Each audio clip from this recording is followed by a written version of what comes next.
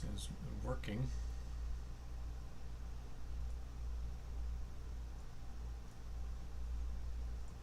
Alright. Seems to be working. Okay. So there's nobody in here yet, so we'll see if anyone joins, but I'll just use this opportunity to give a little update about the status of filmmaker survival. So my last video that I posted has been like over 2 months now. It's the focus pulling video. If you haven't seen it, definitely check it out. I've gotten really good response about that video.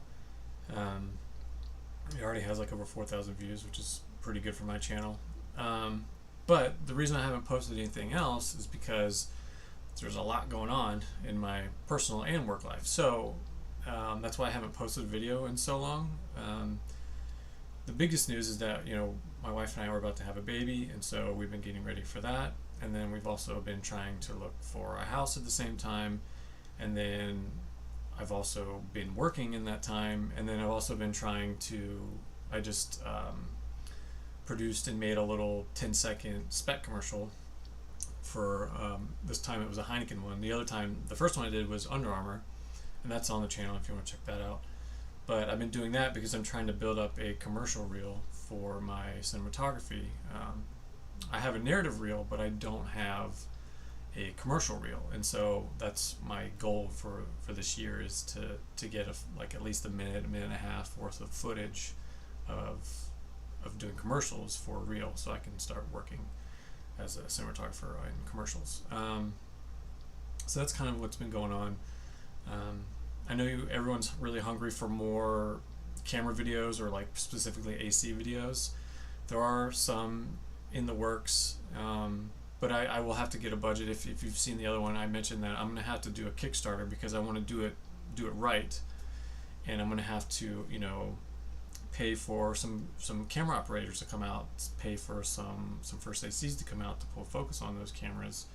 And then also, I want to rent a dolly, I want to rent a Steadicam, a gimbal, and I'm going to have operators and dolly grips come out, and I'll have, actors standing in, and there's going to be a lot of moving parts, and it's going to require money because I'm going to pay these people. I can't ask all these people to come out for free, and I definitely can't get that equipment for free.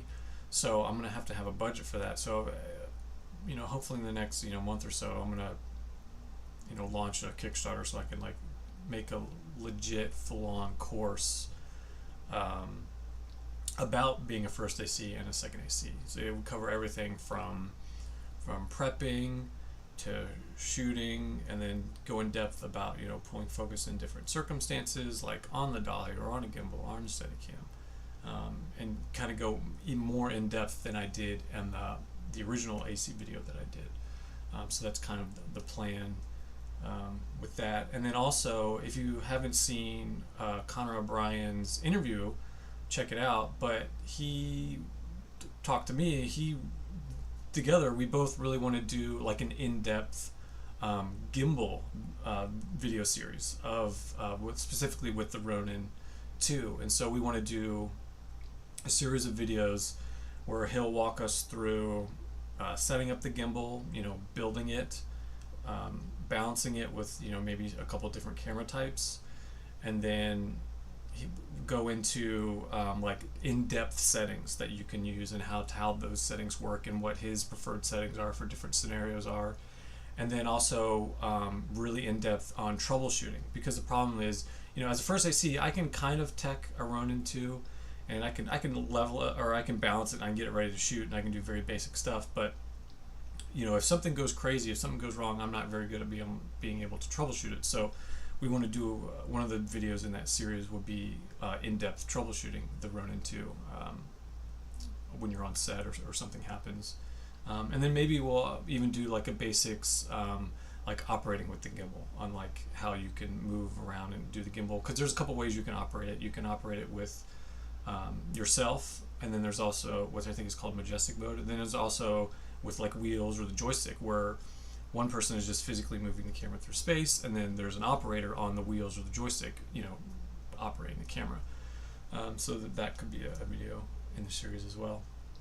So those are kind of like the big things that I'm working on for the channel, is getting those 2 big video series going. I am going to have some other videos, some shorter, smaller videos that aren't part of like a major series coming out. I've got some scripts written. I just haven't had time to shoot them. But with our baby coming, I'm going to be taking off work once he is born. It's a boy, so once he's born, I'll be taking off work and we'll be just focusing on the baby. But in that time, I plan on shooting some videos to get some new videos out there, because I know it's been a while. So that's kind of what's going on with the channel. Looks like there's 4 of you guys in here now. So hey Wesley, how's it going?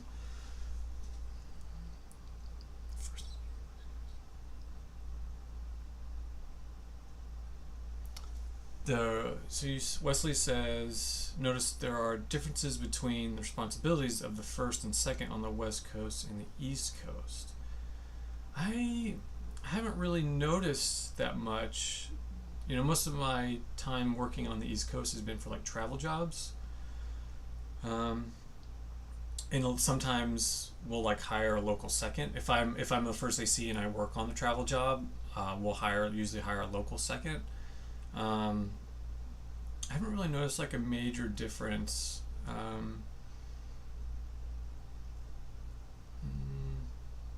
don't know. I would say maybe.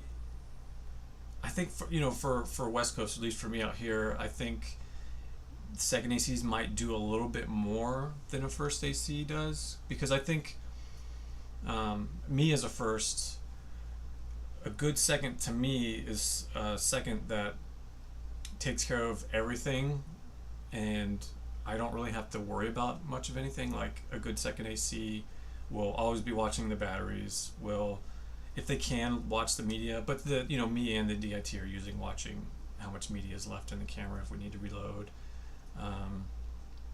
and stuff like that, and they're taking care of the slate and doing marks and all that stuff. So as a first AC, I can just stay focused on the camera and then also being near the DP. If they need to call for a lens or a filter or something, then I can walkie it. But I don't know, there's not really much of a difference in responsibilities. I will say there is a difference in responsibilities from doing like reality, and then doing reality TV, and then to like commercials, narrative, like features and stuff like that. Because reality TV, first ACs don't pull focus. Like the operators do all of that themselves. And so as a first AC in reality, you're kind of a glorified second AC, I guess I would say. And so you're just doing like battery runs, media runs, like setting up monitors, running cables and stuff like that.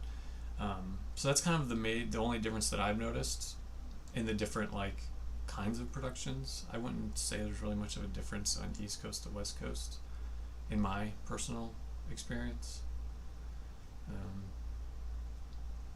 Yeah. Do you have any specifics, Wesley, that come to mind when there's a difference in responsibilities that you've noticed?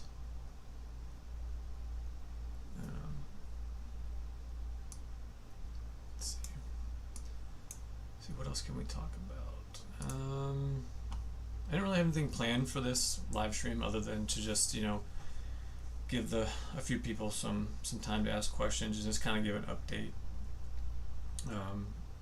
So it's kind of really all I have for talking points. But I'll stay live for a little while so people can get in if anybody has any questions, stuff like that.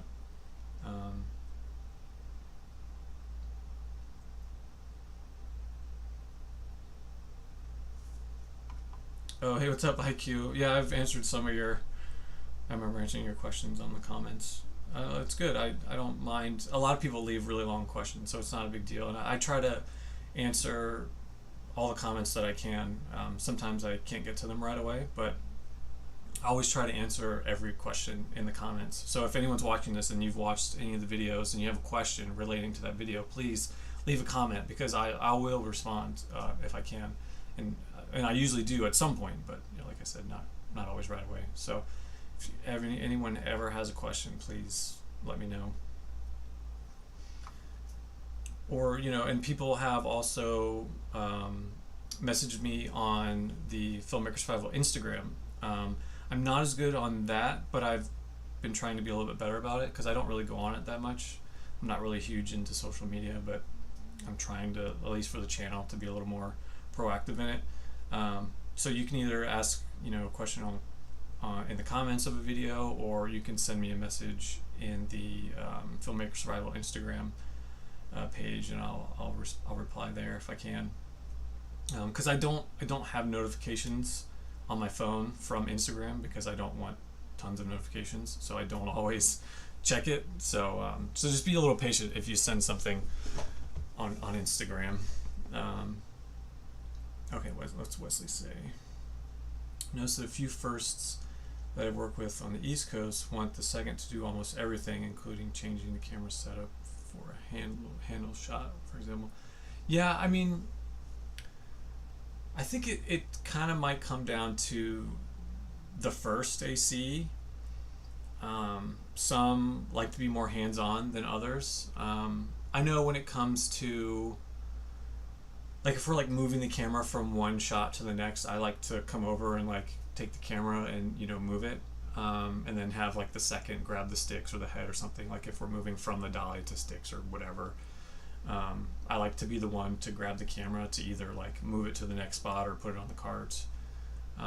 But if we're like doing a shot and it's a handheld shot, usually if you're on a bigger set, they'll have a camera grip. So a grip will be dedicated to helping the operator or the DP that might be operating take the camera in between takes if they're doing handheld. So they'll say cut, and then the grip will just come by and take it off their shoulder.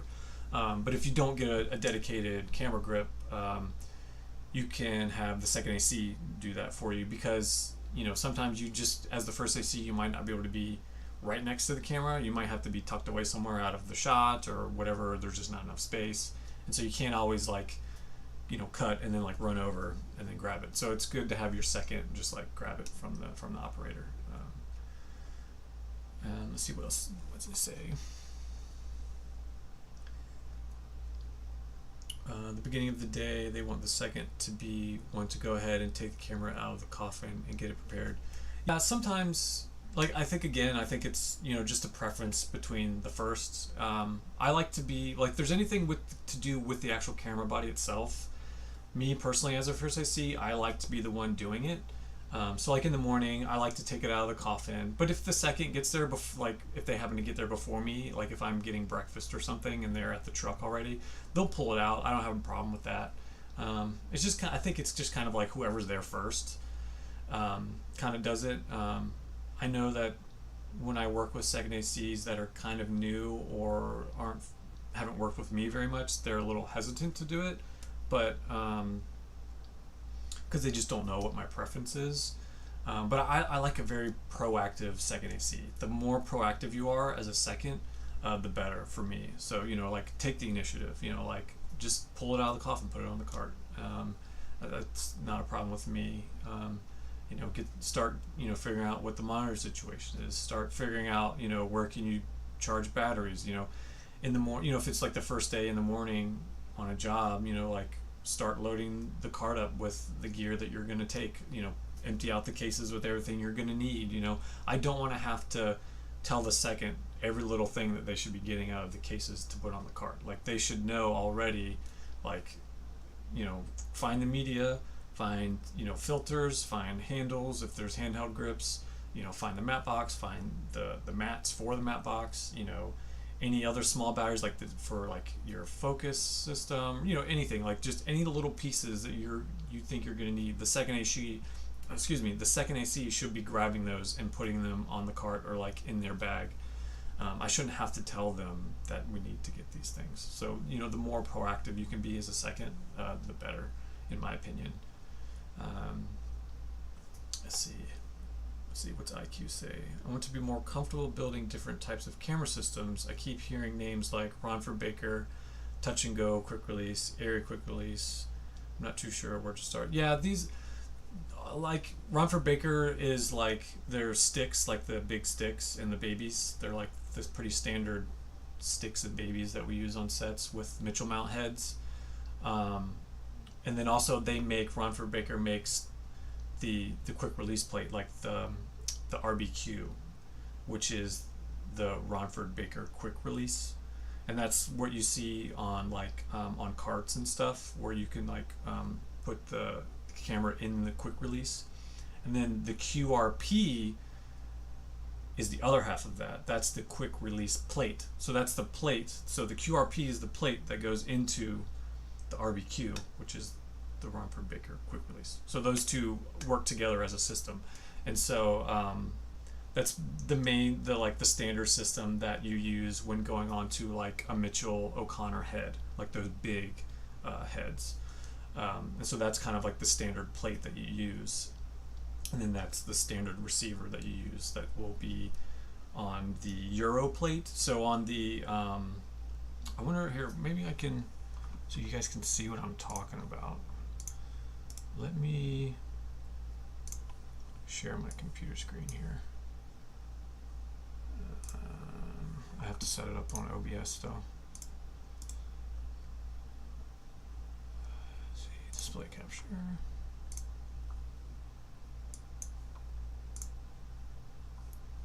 Okay, so, all right, so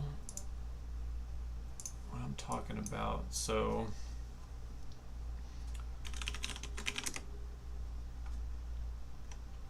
let's see, O'Connor. So an O'Connor head, these bigger heads, like a 25-75, is kind of the standard big heads that we use on sets. And so there's another plate. So this just has like a dovetail that goes on it, but there is a what we call a Euro plate.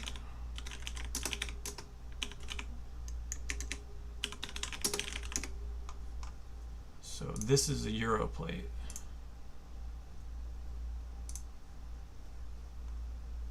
Make sure you guys are seeing this. Yeah. Okay. So this is a Euro plate, and it goes right onto the O'Connor head, and then this is that Ronford Baker quick release system that it kind of works together with. So this plate right here is the QRP, the quick release plate, and then the receiving end would be the RBQ. But this is actually a Euro plate. But then you can buy like small plates, like basically small versions of this that are RBQs, where you can slap this plate on with the camera onto it.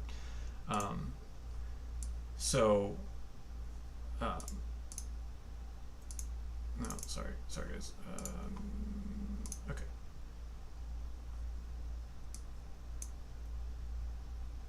I'm kind of messing up here in this stream.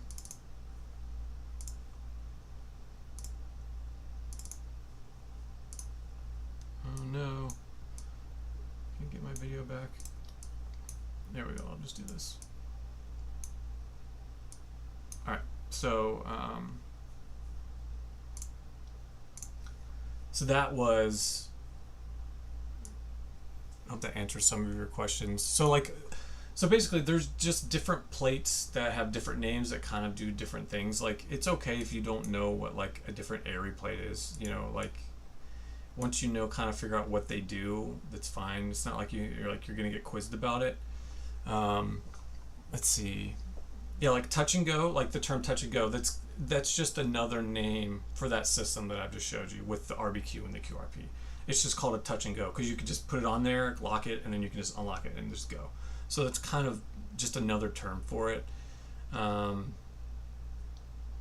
see, what else? Situation where I'm on set, fiddling around with the plate for 5 minutes trying to figure out levers need to swing, pull. Yeah, some of the new plates, like the Aries new plate that they have for the LF, is really annoying. I don't know any ACs that like it. It's got this new thing where you don't have to slide it onto the dovetail. You can actually like rock it and clip it on. Nobody likes it. Airy they were trying to be helpful and it didn't really work out. Let's see, I don't even know the name of it. Let me see if I can find it. I just know that I don't like it. Oh, here, this is it right here. Let me see if I can show you guys.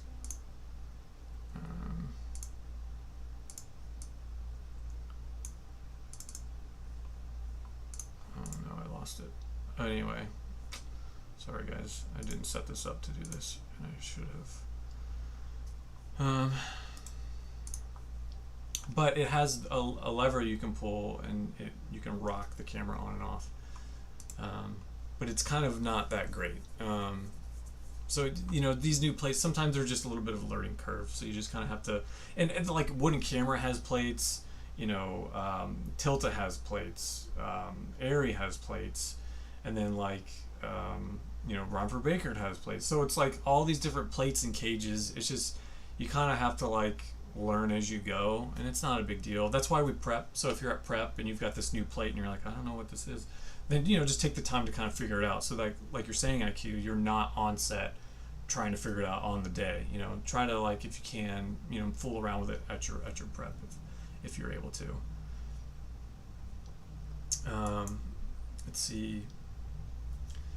Industry standards. I mean, yeah, I mean, those are kind of the big ones, you know, like just look at the different like Arri matte boxes, and because everyone uses Arri matte boxes, or they use the, like, some people use the bright tangerines, but like the standard is Arri matte boxes, a lot of Arri stuff. So like just go on their websites, or like look up a lot of their stuff, and just like look at all their different plates and cages and matte boxes, and they have different matte boxes, and some of them, you know, can take trays off, and you can. Some of them are clip-on. Nobody really uses swing-away matte boxes anymore, unless you actually have to, like a 6x6 matte box. Those are swing-away, but there can be clip-on 6xs too. But for like years, I have not used a swing-away matte box in forever. We always just use clip-ons because they're lightweight, they're really easy to put on, and you don't have to worry. And it makes the camera lighter because you don't have to have that whole rail system. You know, you don't have to have rails coming off, and you don't have to have the big, you know, bridge plate. That's another thing you can look at, IQ, is the different bridge plates that Arri makes. Like there's a 15 mil bridge plate and a 19 mil, and that's referring to the rod size. Like a BP9 is the name of a bridge plate. So just kind of, you know, just look at all the different hardware and stuff like that if you just want to like get to know the stuff.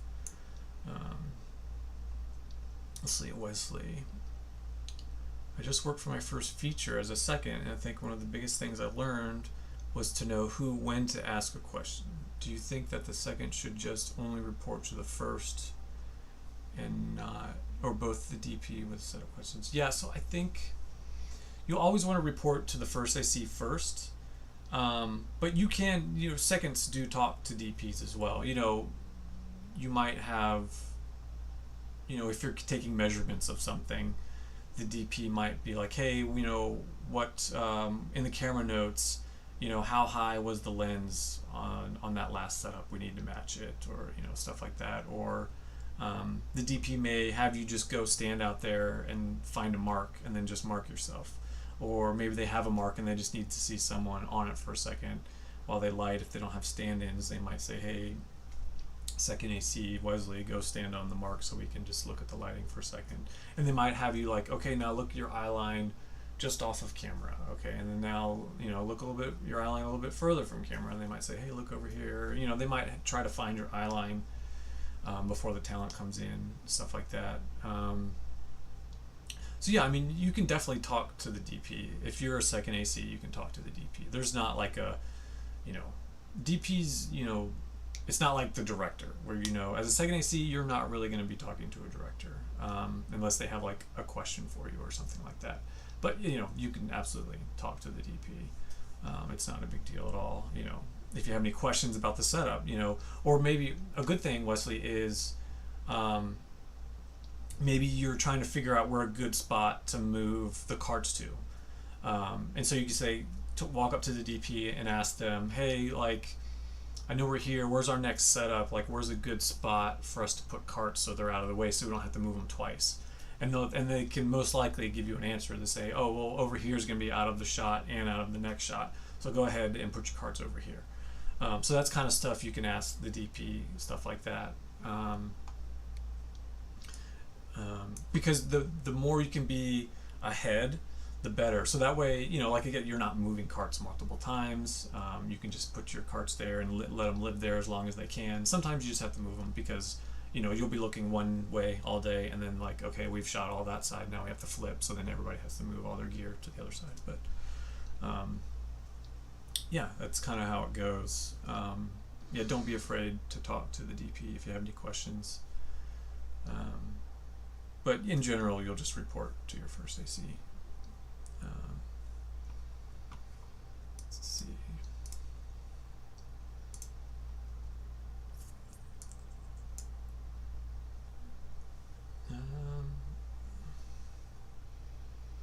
How long was your feature, Wesley? And were you the only second for multiple cameras? Like 2 cameras? Or was it just 1 camera? I know when the first time I ever second AC'd, it was the only time. I was on a low budget movie, wasn't getting paid, and there was 2 cameras, and I was the only second AC. So I was running around like crazy.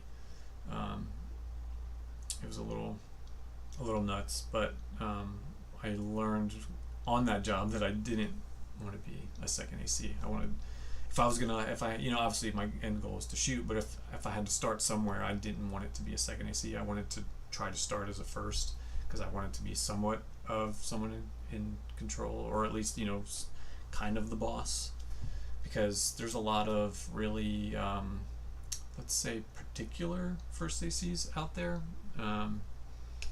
And I don't like being micromanaged. I hate that. It's like one of my biggest pet peeves. And I know there's a lot of like first ACs out there who are like very particular about a lot of their stuff. And it's just kind of, I hate having to deal with that. Like I'm very chilled and laid back as a first AC. As long as you're you're doing things right. I'm not gonna like micromanage you or anything. Okay, yeah. So you were the only second for cameras. 3 weeks. Okay. 7 days. Okay. It's not terrible. It gets crazy when like both cameras have to like change lenses and stuff like that. When it's a job like that, and you don't have a proper full camera team, that's when you can, like, talking to the DP, if we're on a job like that and we need an extra hand, like maybe my second AC is like off doing something, and I need help changing the lens, I'll go get the lens, and then usually the DP is operating, so they'll be next to the camera, and I'll say, hey, hold this, and they'll just be like, oh, and they'll hold it, and then I'll pull the lens off, and then we'll do the lens swap, and I'll put it on, and then I'll take it back and put it to the case. So sometimes you just have to put your DPs to work for you a little bit, just to get an extra hand. And sometimes, if the first AC is like 10-1, which means, they went to the restroom, or maybe they're, the first AC went to get a snack, the second and the DP can change the lens, you know what I mean? So like, don't be afraid to ask a DP for help with, carrying something, or helping with a lens or a filter change or something like that. They'll usually be pretty chill about it. But it's like on smaller jobs. If you're doing like a really big job, don't ask your DP to carry something. But don't be afraid. I was running around constantly. No one knew what our next setup was going to be. I was trying to ask the DP about where we were going next, and sometimes he seemed bothered. I was asking. Yeah, I think maybe you just have to like feel it out sometimes, because some jobs, no one knows what's next, not even the director or the AD. It's just kind of a shit show. So you just kind of go with the flow. If you find out that like you get the vibe that no one really knows what's going on, then yeah, you could probably just stop asking, because no one knows. Yeah, he probably just didn't know because they probably weren't prepared. Yeah. Oh yeah, happens all the time, Wesley. No, like if you on a job like that, the small features like that, they're not doing proper pre-production or anything. Sometimes they might even be like locking a location like the day before. So they haven't like properly scouted. They don't know exactly what shots they want to get. They don't know where the shots are going to be. DP's, thinking about, okay, how am I going to light it? What shots do we need? What angles? And, and they're trying to talk to the director, and the director's going to have different opinions. And so, like, no one knows. Everyone's just kind of rolling with it. So, I mean, that's low budget filmmaking, and it can be even big budget filmmaking, just things happen, and you just kind of roll with it. I would say the people that know exactly what they want to shoot are like really big budget jobs, like big features, multi-million dollar features, and then commercials, because commercials, when they do that, the agency and the client approve the exact shots, and so they know exactly what they're shooting when they have on set. They have the boards printed out with all the shots on it, and then they cross them out as they go through them through the day. And sometimes they might add a shot or something, but generally, like, they're following that board at like the Bible. They're just like, okay, this is next, this is next, this is next. Okay, we've got this, this, and this, because it's a commercial, and if it's like a 30-second commercial or a minute long, each shot is only going to be on screen for literally seconds. So, like, they know exactly what they're going to shoot.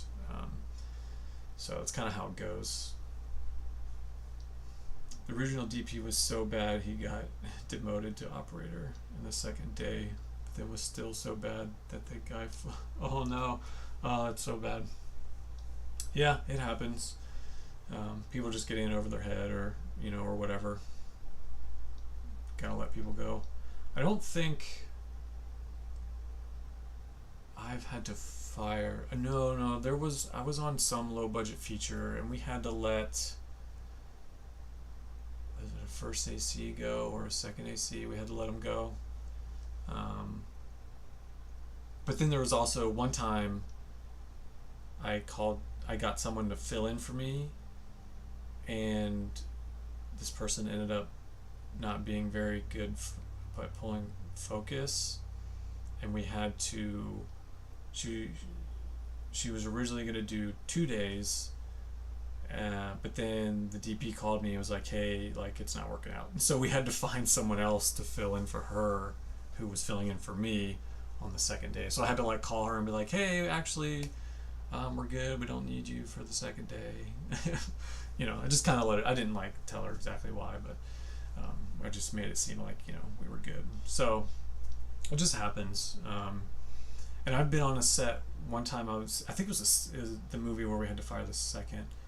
We were, like, rotating camera teams because it was a really low budget movie, and just, people would hop off to go do other jobs that are better paying, which is pretty common if you're doing, like, a low budget movie or something.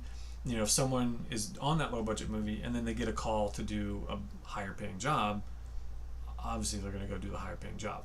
And so that was happening on this movie, and we had this other kid come in. He was, he was pretty new, and he was pulling focus on the Steadicam, and we were doing this, like, push-in shot onto the actor, and we were also going to be doing some underwater stuff, and I had a lot of experience doing Hydroflex, which is big underwater housing.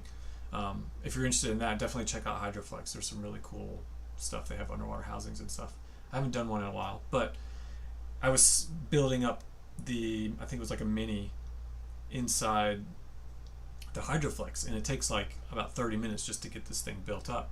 And so I was over at the table, getting this thing ready, while this other kid was doing this Steadicam shot outside, right up on, like, a pool deck or something, and he just, like, wasn't able to get it. And so they were like, hey, Leonard, can you come over and do this shot for us real quick? So I had to, like, take the focus wheel from him and use his monitor and, like, do the shot. And I felt kind of bad for him. He was trying really hard. He was a really nice guy, but he just couldn't get it. And doing like Steadicam shots can be really tough, no marks or anything, and we were going in really close. I think we were, like, wide open, and so it was like it was not an easy shot, but I had a lot more experience than him, and so I just kind of came in and did the shot for him, and he was like, I'm sorry, I just can't get it. I'm like, don't worry about it, it's a tough shot. And then I did it. We did it, like, a few takes. We got it, and then I was like, don't worry about it. And then I went back to getting the Hydroflex ready, and then, stuff like that happens. So let's see. What are some of the unique things that you like your second to do? I heard the first on this feature say he had the second print out a sheet with all the lens data and put it on his monitor stand. Yeah, that's actually a pretty common thing, because a lot of times, if the lenses all aren't the same stop, but then also no full lens set also has all the same close focus, and so it's good to have that printed out and like maybe laminated if it can be, and have that like with you, like with the first AC on his near his monitor, his or her monitor, so that if the DP calls out, hey, what's the stop on the 35, you can just quickly reference the sheet and say, oh, the 35 is a 1.4, and then they'll be like, okay, well, what is the 50? And they're like, well, the 50's a 2.8, and so like, okay, well, we need the light, so let's go to the 35. And so also in another situation, they might need to do like a really close-up shot. They need to get really close focus, and they'll say, hey, what's the close focus on the 75? And you can just on that list look, and they'll be like, oh, it's 3 feet on the 75, and then you can compare to maybe another lens has a little bit closer focus. Maybe like the 50 has a closer focus, so it's still kind of a longer lens, but you can still get a little bit closer, so you might be able to get the tighter frame that they're looking for. So it's really good to have that sheet. Another thing that operators, Wesley, like to do is they like to have a little cheat sheet of the actors for that day. And so you'll do the same thing, but it's the list of the actor and their character name. And so you'll take that and print it out to a little sheet, and then you'll Velcro it to the operator's side of the camera. So that way, because operators a lot of times will be talking to the talent like, hey, oh, can you take one step forward or to the right, or whatever it is, and that way they can look at this little actor cheat sheet, and then they, instead of like trying to like figure out their name, they can't remember, because a lot of times it's different people every day. You might not have the same actors every day. They can just quickly reference your cheat sheet that you printed out that morning. Or what you don't actually have to print it out. What you can do is, if there's printed out call sheets, just go to the little talent section and just cut it out, and then stick that to the camera. So then they have their little cheat sheet reference, and that's something a second AC will do for the operators. So that's a good thing to do if you're on like a movie like you were, for the operators, so they can talk to the talent and not say, hey, you. They can call them by their name and say, hey, can you do this, or can you stand on your mark? Let's see. Yeah, and you can do with the color of their marks, because once you pick a color for a talent, you want to stick with that color for the run of the show, so that way they're not getting confused. Like one day, or even scene to scene, they're like, oh, in the last scene I had red. Why am I now green? And you want to do it from number 1 down. So like number 1, typically you want them to be red, and then you can go blue, yellow, and then you kind of make it up as you want. Or if you want to like have a little more fun with it, as a second AC, you can ask the talent what color they want. But start with number 1. The number 1 on the call sheet is obviously the main character. So like go to number 1, say, hey, with your tape roll, like what color would you like your mark to be for this show, for the run of the show? And maybe they'll just say they don't care, or maybe they'll pick a color, and then you can kind of do it that way if you want to. It just kind of adds a little bit of flair to it, to be a little bit more fun. What's up, Blue Cookie? I have a question about invoicing. How do you make sure producers pay you on time? I recently did a first AC gig and put net 30 on the invoice, but it's 9 days over. Should I have put in late fees? I do know that some people do that. They'll have it on the invoice, and it'll say, after 30 days, each day after will accrue a late fee, and you can say what that late fee is. And I know that's what some people do for invoice jobs. And that's a contract. That is a contract. That is an invoice thing. So like if they dispute you on it, and if it ends up being a lot of money, you can go take them to the labor board. I don't know what, if you're in the US, there's the labor board where if companies don't pay you, you can go to the labor board, and then you take them to court, and then like most of the time the court will force them to pay you. And so you can use that invoice as evidence, as like, hey, it says here on the invoice that every day they're late, they have to pay this, $50 fee, or whatever it is you want to put on there. Like, I know technically net 30 is not technically a thing. They're supposed to pay you within 2 weeks, but it's kind of like loose around the net 30 thing because it's not a real thing, but it's just kind of, you kind of have to go with it sometimes. But once you start doing bigger jobs, it doesn't become much of a problem because you'll end up doing more payroll jobs than you are invoice jobs. But you still will invoice for like your gear and stuff. But that's something you can do. You can absolutely charge them a late fee, Blue Cookie. Aaron, when I was a trainee duties, I would cut out talent lists of the call sheets every morning. Yeah. So exactly what I was talking about. Yes, every morning, come in, cut out the talent part, stick it to the camera. Yep. And it's good to have for give one to the first AC too, because sometimes the first AC will need to talk to the talent about their marks or something like that as well. So it's just good for the camera team to know who all the actors are, and it's also good to have their real name and their character name, because you might encounter some actors that prefer to be called their character name on set instead of their real name. So just make sure, once you find out what they prefer, that you stick to it. Don't call someone by their real name if they prefer to be called by their character name, because some actors can get kind of touchy about it. So just make sure you're aware of it. Let's see.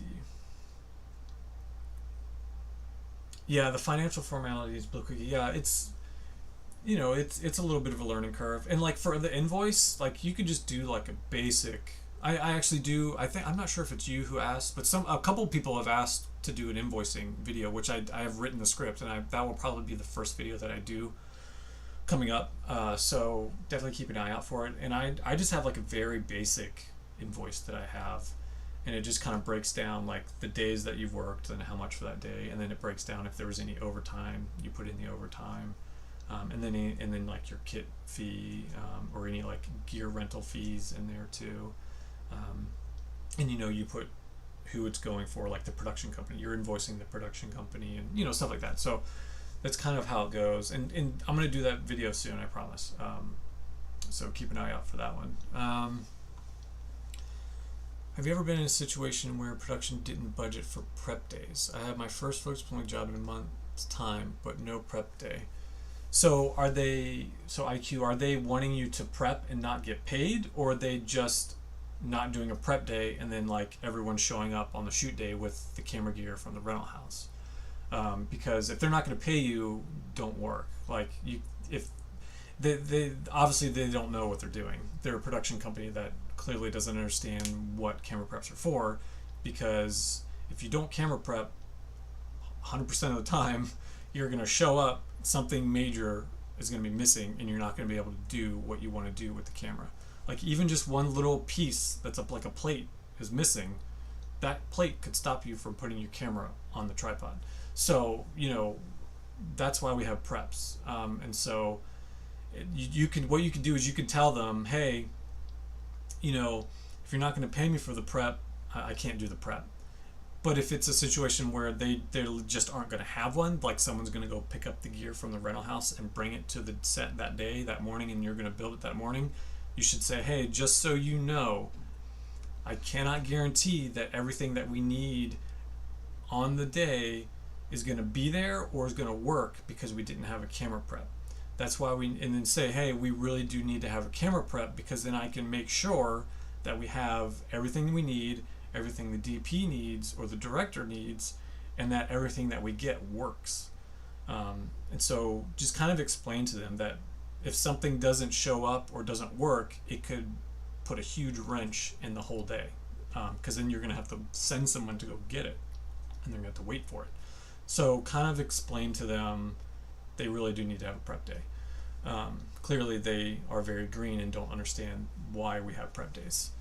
Let's see, they're saying equipment will be prepped for me. I'm worried about the back focus mainly because I don't want to just rely on the monitor solely. The equipment belongs to the production company. Okay, yeah, sometimes there it is those situations where it's a production company's equipment or like the DP's equipment. You know, it's like their camera package and they have everything and they're very familiar with it, so they may not do a prep.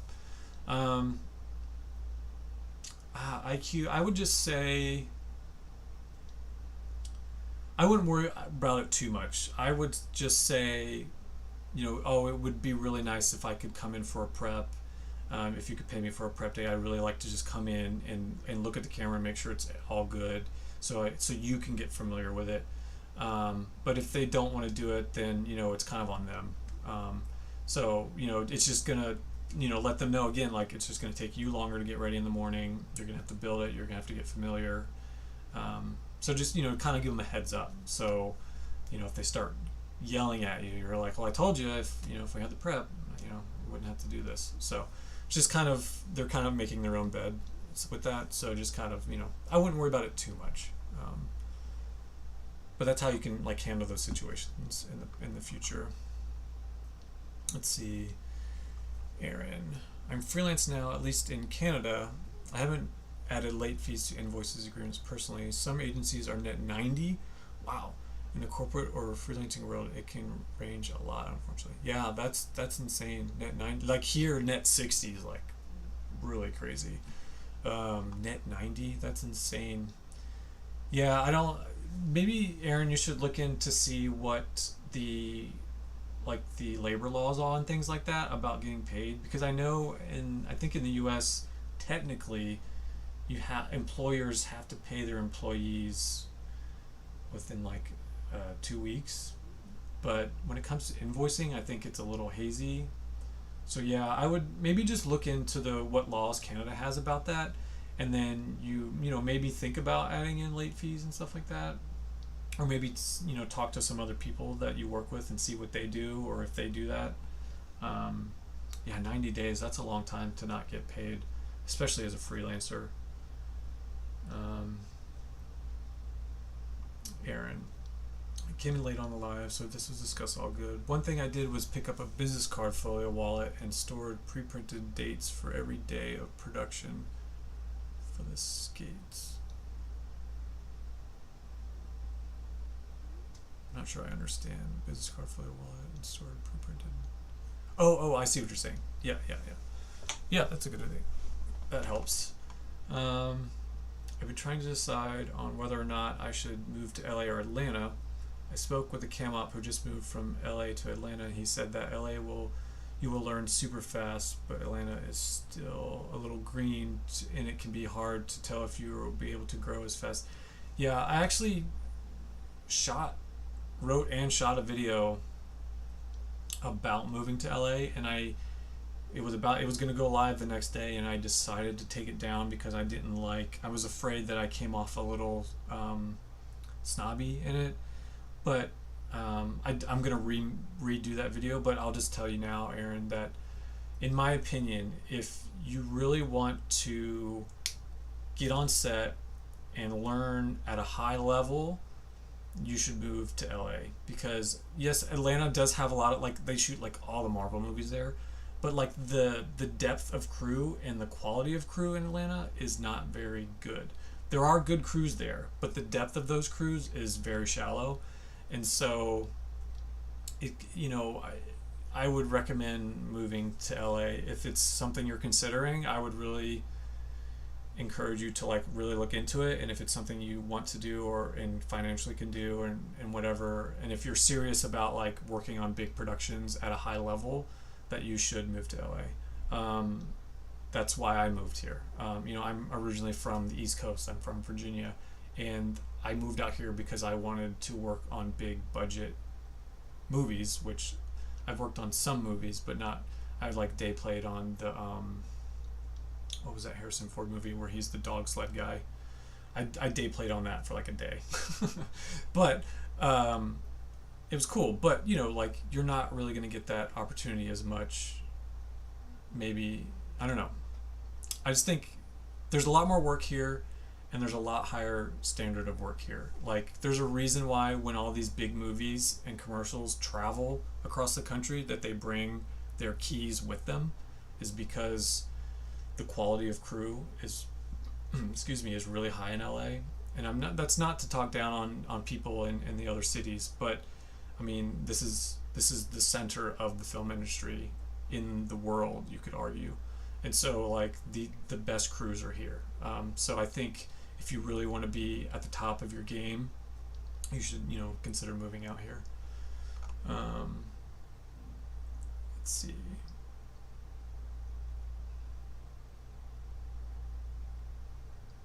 Yeah, Aaron. I was like skates. I was like, oh, I think he means slates. um, Aaron, working directly for agencies can vary a lot. So when they say they are not 60 plus, I enforce a 50% upfront deposit before going. That's good. Yeah, that's good, Aaron. Like if you can do that, get money up front. Yeah, cause that 90, like 60, even 60, like 60 days. That's crazy. Was that 2 months of not getting paid from a job that you did? That's insane. Hey, what's up, Dimitri? Dimitri just made the move to LA and have my union days for second AC. Should I jump in or continue to work non-union with a waiver? What you should do, I think, if you have the days, like if your days have been approved by contract services, I would maybe start doing that joining process. But I think if you're in a stage where you're not losing work because you're not in the union, I wouldn't get worried about it. So like if you're just, obviously you're doing non-union jobs, but if people start telling you or start trying to hire you for union jobs, but you can't do them because you're not union, that's when you should like really consider joining. Because joining I hope I'm making sense. I think I've even confused myself. So just by joining the union doesn't mean automatically you're going to get union work. It still depends on who you work with. So if the people you're working with aren't getting union jobs, there's really no reason right away to join the union. Only join the union if you're missing out on work because it's union. And so as time goes by, the people you work with, the group that you work with will start to move up, and then they'll start getting union jobs and stuff like that. And you'll meet people that do union jobs and they'll hire you. So I think that's when you should join. And keep submitting your days, because you may submit the 100 days, but that doesn't mean that they've approved them. So Dimitri, make sure that, like, I don't know what your approval days are. But if you have them, I would say, and if you have the money to put down the initial payment, then it wouldn't hurt to do it. And then that way, when you meet people and you're like, oh yeah, I'm union, then they can be like, oh good, I can hire you for this union job. There's actually the girl who pulled focus for me on the Under Armour spec, and then the Heineken one that I did. I haven't posted that one yet, but I will. She's not union yet, and I really wish she was, because she's a really good focus puller, and I've wanted to hire her on other jobs that I do that are multi-cam, but I can't hire her because she's not in the union. And so she's working on it, she's trying to get her days, but it's just kind of something where if you're already in, it's a lot easier for people to hire you. Getting waivers can be a little tricky, unless you have like a pretty good connection and they're like working with you on it. I know it's been harder to get them lately, I think. I'm honestly not sure. Most of the people that I work with are union. There's some non-union people, but most are union. But that's my advice on joining.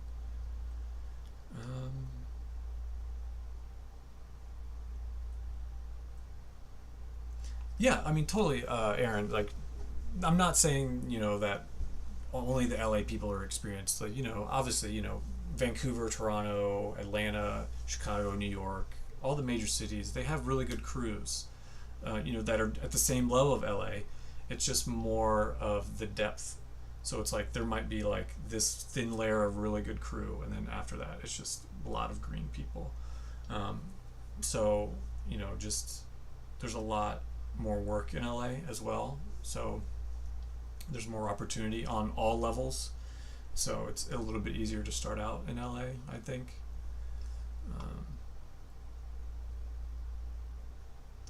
IQ and I had similar before. The first shoot day was exterior, and there was no cam prep days. No Jenny, and the tilted nucleus was provided by the production company with half charts. Yeah. Yeah. Yeah, I mean, I guess you could, if they're going to do that, have, talk to them and say, hey, make sure these batteries are charged. Yeah, because, I mean, what can you do? I mean, that's on them. Yeah. Get the micro USB from the transfer drivers to power the nucleus remote after about 3 hours using the AC monitor. Yeah. Yeah, I mean, that's that blue cookie. I mean, that's exactly why you prep, and if these production companies don't understand that, it's the same as the saying goes, all these production companies they're stepping over dollars to save a dime. Like, they don't want to, pay people for the prep, but then they're shooting themselves in the foot because now production is stopped for 20 minutes, or maybe next time they have to stop for an hour. That's an hour that they're not going to get back in the shoot day. So it's like, by them not wanting to pay someone, $500, whatever it is your day rate was, could end up, and most likely will end up costing them money on the back end. So it's like these production companies, they don't think properly, especially when they're small and new like that, or they just don't care. I don't know. I don't get it. Just prep. Do a camera prep. Wesley, I'm going to buy a nucleus soon. Is there any other gear that you can get and make money off of quick? For ACs, if you're a first AC, you can, like, your monitor, your focus monitor. So if you get like a small HD, 703 or something, I don't know if I would say to get one with the wireless built in right now, because we're in this weird kind of transition phase between the old like 3000 series and then the new 4K series. So unless you're working with one of those all the time, don't get one with the bolt built in. For right now, I would just get, or if you want to, you could get the 4K one because that's where it's going, and then you can pair it, because you'll get more rental from the bolt ones than just the regular 703 or whatever monitor you like to use. Or if you like a 13-inch, you'll get more money from a 13-inch. So like, get a focus monitor, you'll make your money on that because you literally need it every job. And then like a nucleus is not a bad one, because you'll make your money back on that pretty quick. And then what you could do is save your gear rental money to like upgrade. So like, maybe you want to upgrade your monitor later down the road, or maybe you want to upgrade to like a WCU4 or the new Hi-5, or maybe maybe you like the Preston and you want to upgrade to the Preston. Those are big investments. I don't advise doing those until you're at a spot in your career where you can afford it and you'll make your money back quicker. Yeah, what else? I mean, a Teradek. I have a Teradek. I rent the one that I bought for my FX6 package, the 4K LT750. I rent it on every job that I work on, and so that's already like an extra $200 to $700 in my pocket, depending on how many days we shoot. And then plus the monitor, which is like, you'll get like $100 or a little bit more depending on how many days. Let's see, Aaron. I totally think Toronto's experiencing that thin layer a lot right now. Yeah, since it's so busy, a lot of green people are being upgraded very quickly because they can't find. Yeah, that's kind of what happens in these like smaller market areas. I say smaller market because it's not like big like LA or something, or New York, but like Atlanta, and there's just what was I trying to say? Yes, basically the same. What you were saying is that you're getting bumped up quicker, but that doesn't mean you're gonna like necessarily learn I think that's the problem when there's that thin layer of experienced crew. Yes, those people who are green are bumping up to bigger stuff, but then they're not learning the proper ways to do their job, and I think that's the problem, because then they get stuck in it and they're like, well, this is how I do it and this is what I've been doing, and it's like, well, sure, but that's not the proper way may not be the proper way to do it. Compared to the depth of the crews, like the proper way to do it. So that who learn the proper way to do it. So yeah, I think that it's a little tricky with areas like that. let's see. Dimitri, alright, thank you. I have the days for a couple union shows approved by contract services, but wasn't sure if I should pull the trigger right away, but I'll start the process. Yeah, I mean, it's a process that takes a long time because you're going to submit over the 100 days, Dimitri, and they're going to reject a lot of them probably.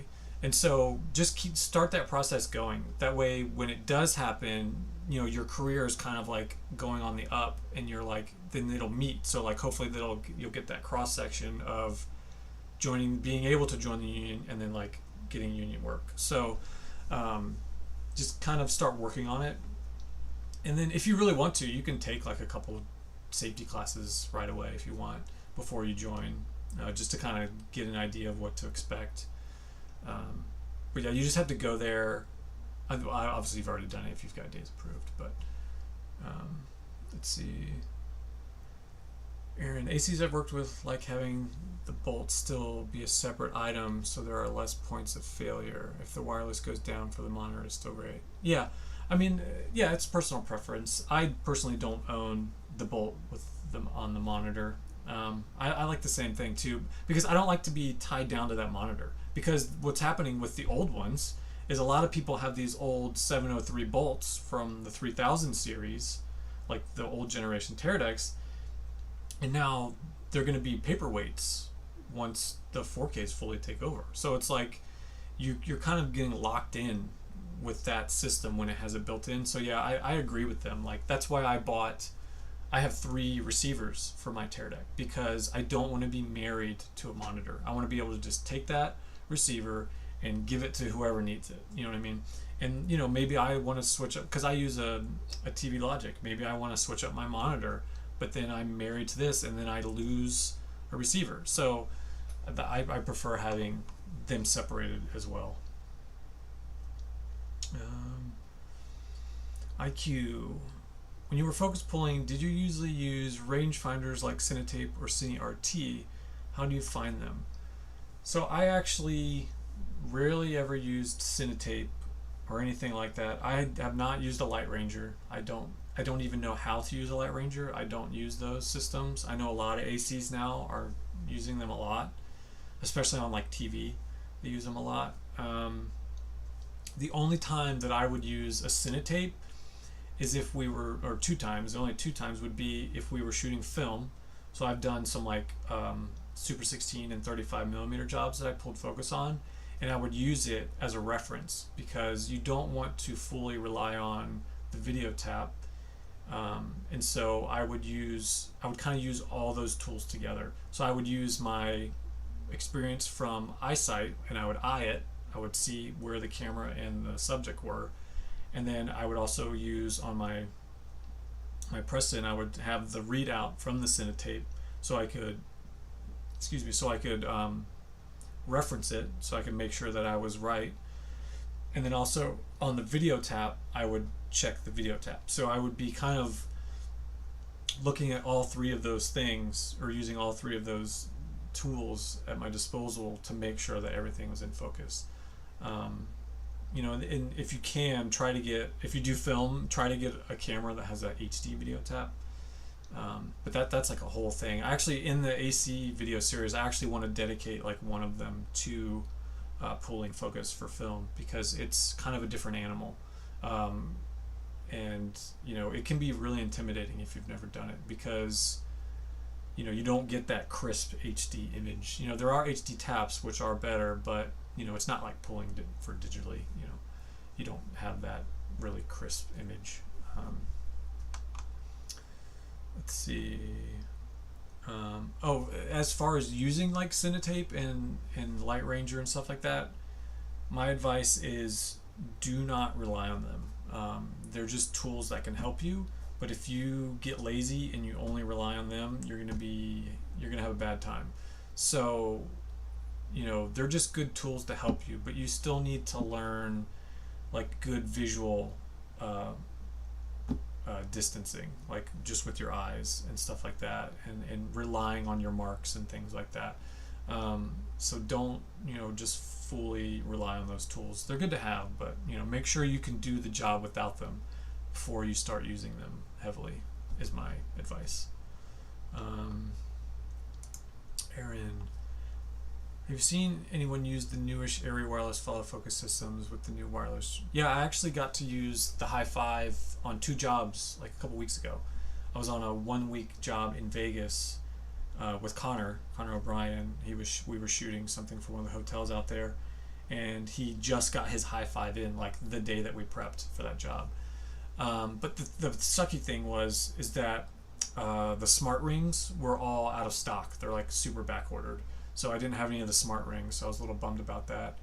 But I really like the Hi-5. You have a lot more camera control with like the Mini LF and the Mini, and you'll also eventually get control with like the Venice and the Red, like the DSM-3, DSM-C3 or whatever the newer one is.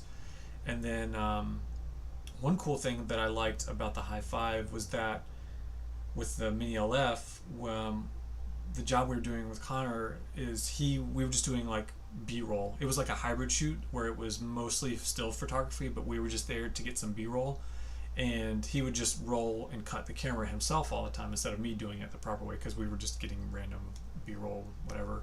And so he would just cut and roll, but the handset would vibrate and beep every time he cut and rolled. So I would know, instead of having to like be glued and like watching him like a hawk, I could just kind of like, sit back a little bit and just wait for him, and I'd hear the beep, and then I'd be like, oh, okay, here we go, and then I'd watch, and then he would hit it. So that was a really cool feature that I liked. He only had the one radio module, because I think those aren't out yet. I don't think the other ones are out yet, or they may have also been back ordered. I can't remember. It's one of the two. It's really cool. I really like the Hi-5.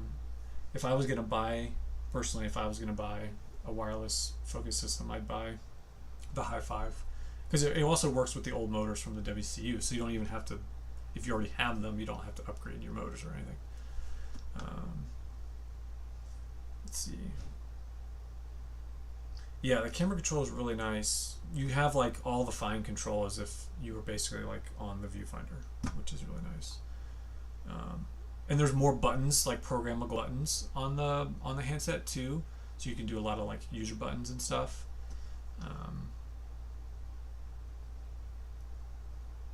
Uh-oh, are you guys still there?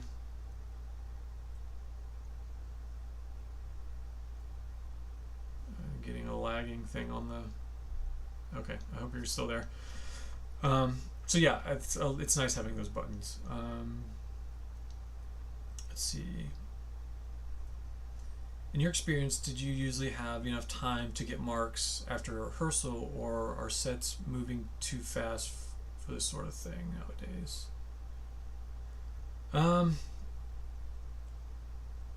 Most of the time we don't get rehearsals.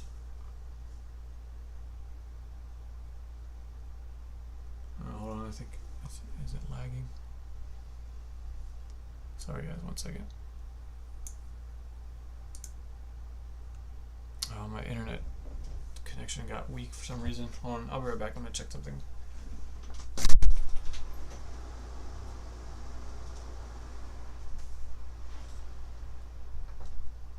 Okay.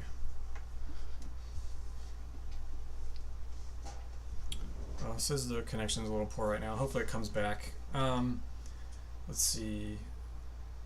Marks after rehearsal or set moving too fast. Yeah, I mean, a lot of times we're moving pretty fast and we're not getting marks very much.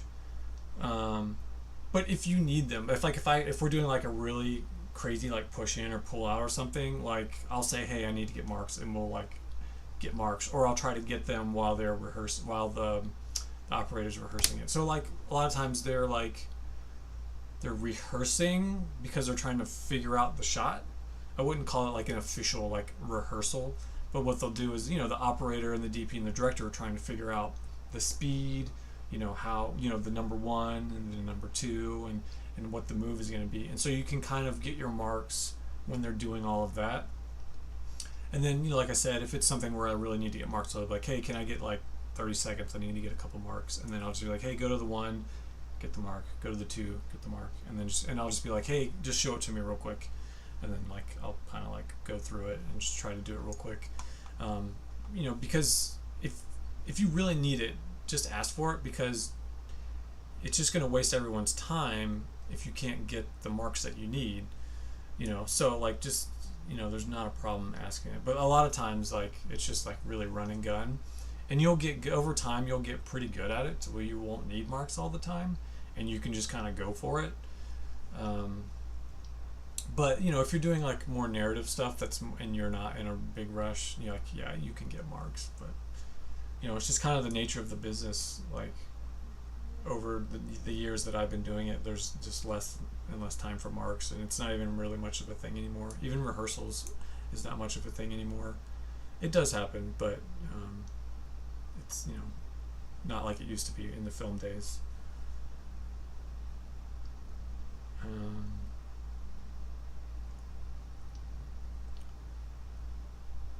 Yeah, I think, Wesley, you're right. It's like I said, it's kind of on you to just get your marks while they're figuring things out. But then, if, like I said, if you really, like, if you've done a few takes and like you can't get it and you don't have your solid marks, then say, hey, just give me a minute. Blukey pulled focus on a short film that did just one scene on 35 millimeter. I don't know why, just one scene. And there was no video tab. That was so hard to get focus, I ended up using measuring tape. Yeah, I mean, that's, you have to do like the old days. You'll just have to whip out the measuring tape, or your or your disto, your little laser, and just get the measurements. And then that's where you have to, so if you're pulling focus on film, that's where you have to talk to your operator, because the operator's really, if there's no video tap, he's the only one, or she's the only one that's going to see if it's sharp or not. So after a take, say like, hey, how was that one? And they'll tell you like, oh, you were a little short, or you were a little far, like, or it was good. So kind of be in communication with your operator about how the focus is going if you're doing 35 mil or 16 mil and there's no video tap or anything like that. Or even if there is a video tap, just double check with your operator that the take was good. Because back in the day, if they were watching the dailies and a lot of the footage was coming back out of focus, they would fire the operator before they would fire the first AC, because it was the job of the operator to tell the first AC that they weren't hitting their marks because they couldn't see it. And so, that's kind of what you have to lean back on, like the old days, is start, ask your operator what's going on. Let's see. Cool. Even the came up had never shot film, so he was like, I think it's in focus. Yeah, turns out measuring tape is definitely the most accurate. Yeah, like when in doubt, just measure it out, because those markings. So like if you're doing film, I don't know if you got to prep that camera with the lenses before you did that scene, like before you did that movie, but that's why you measure out the lenses at prep, because maybe you're on set and you have the lenses and you measure it out, but maybe that lens doesn't measure out correctly. So that's why at the prep, especially if you're doing film, measure out the lenses to make sure that the markings on the lens line up with the physical distance to whatever your focal plane is. So, like with the chart, so like measure out the chart to 5 feet and make sure the lens is reading 5 feet. And then you do that for a couple of different distances to make sure. So that when you're on set, you do have to measure out that you're going to be accurate. Hey, Zach. Such a great resource. Yeah, man. Absolutely.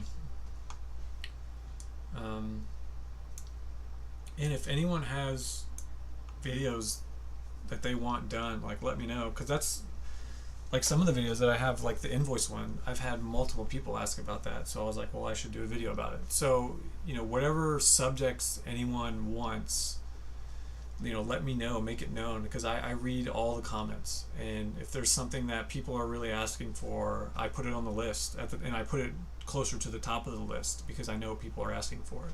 So if there's something anyone wants a video for, let me know. Thanks. Yeah, it's exciting having 2,000.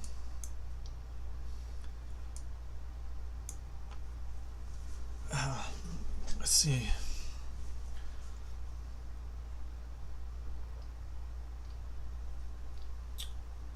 Other cool things I like to have seconds to do.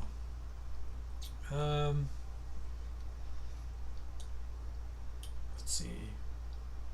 I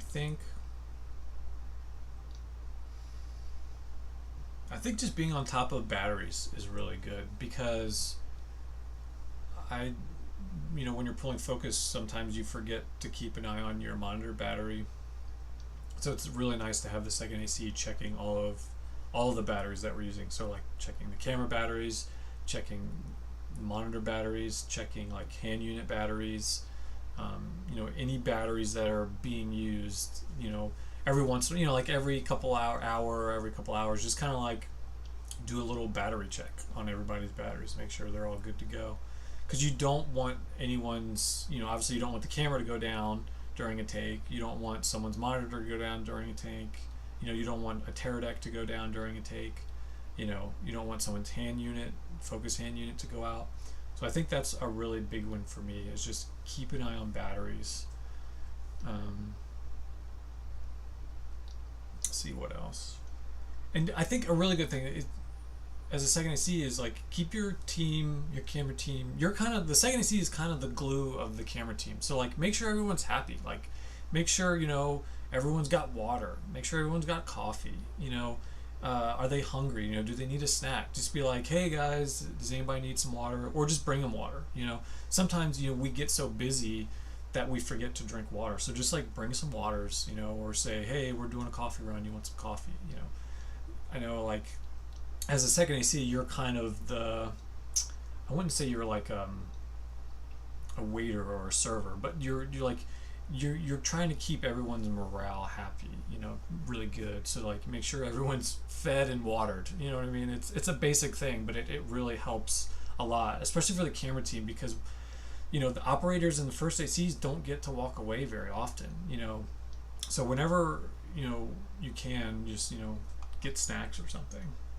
I know it's not a cool thing, but it definitely helps. I still hate those damn pressing batteries. So old, so poor holding a charge. Yeah. The high five batteries are nice, because one high five battery will last an entire day. I think I was curious to see how long I could get one to go, and I think it went like a day and a half of shooting when we did that Vegas job. So like those batteries, and of course it was brand new, but like it can hold a charge for more than a day. So that was really cool. A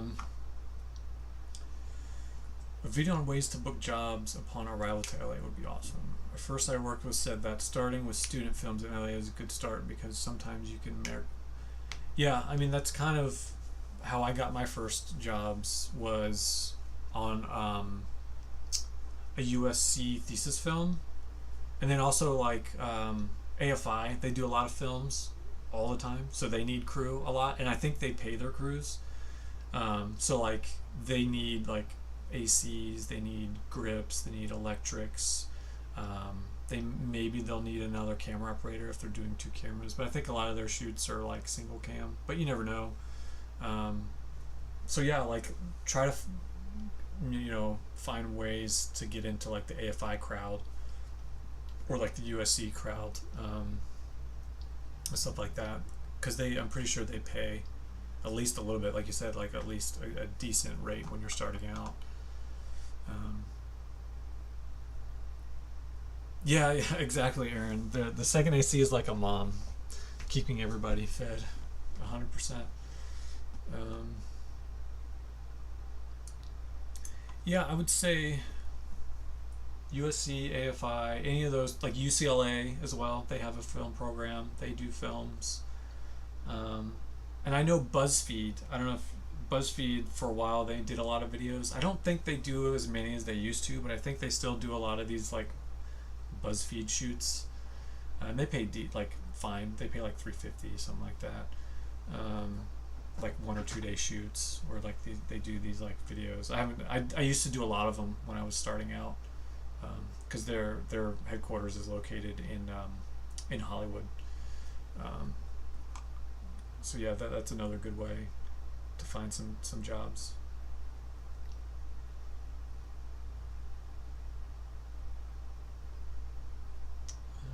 I'm in the UK over here. We mainly use VLOCs. It has popped off my Tear Deck once. Do you have any ideas that I can make my VLOCs more secure if I don't have access to gold?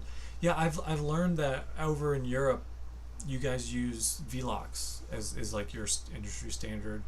And if you've watched the other videos that I've talked about VLOC and gold mount, I hate VLOC. I think gold mount is the superior mount. But you know, because VLOCs do pop off a lot. I don't use them here. I'm not sure if there's what you could do to keep. Something that we do. You know, sometimes with gold mount, it's not a perfect mount, but sometimes you might get a plate where the tolerances are a little bit loose, and so what we do is, let me grab my monitor really quick.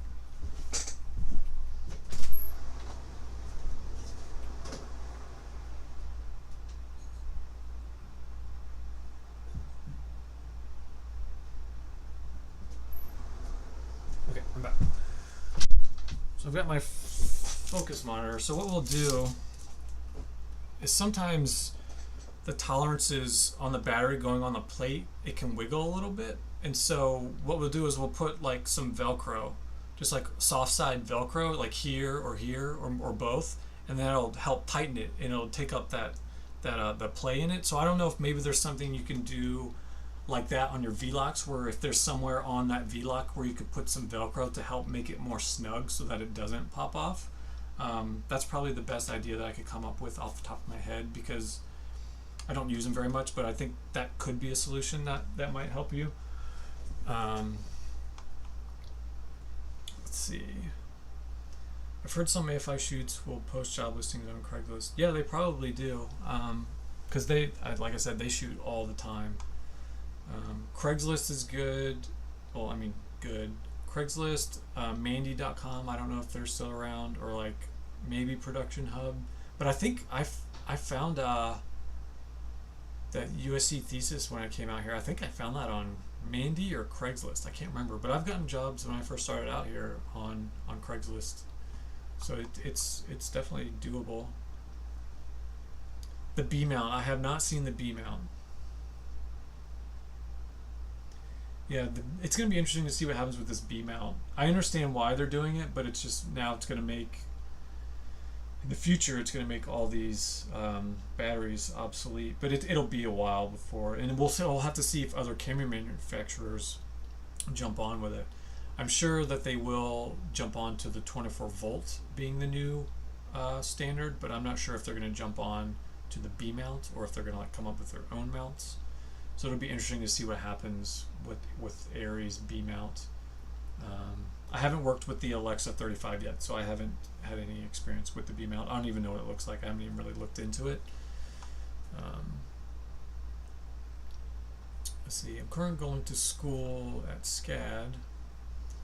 I have started to look a lot of paid work. The only problem is SCAD is strict about attendances, even though I made it. Yeah.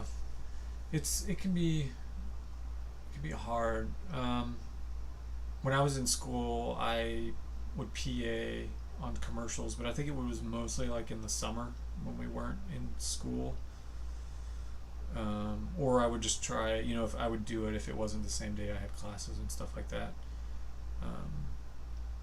Yeah, it's just kind of is what it is, I think. Just if you can do it, try to make it work. If not, it's not the end of the world.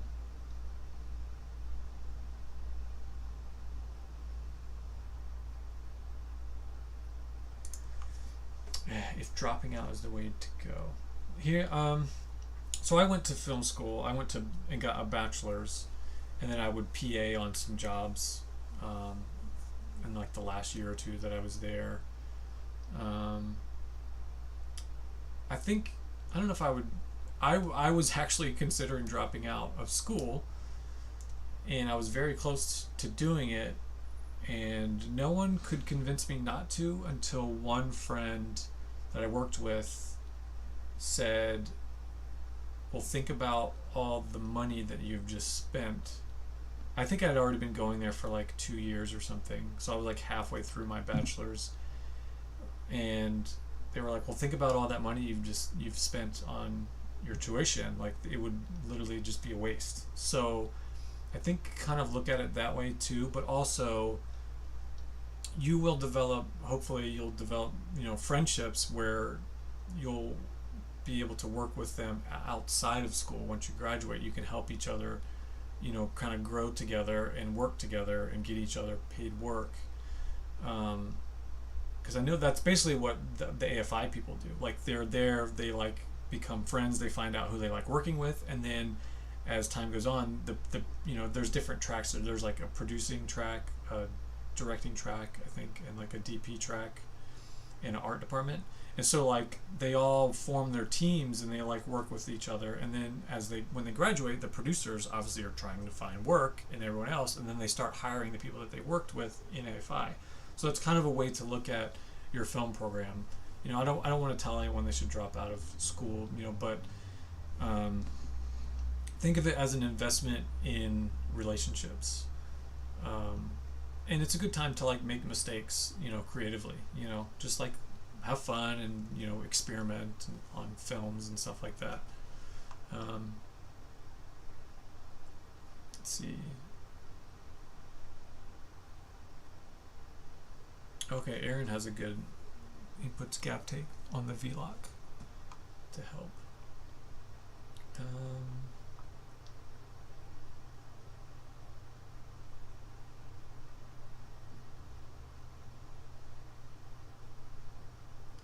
Yeah, I think, Frank, thanks so much.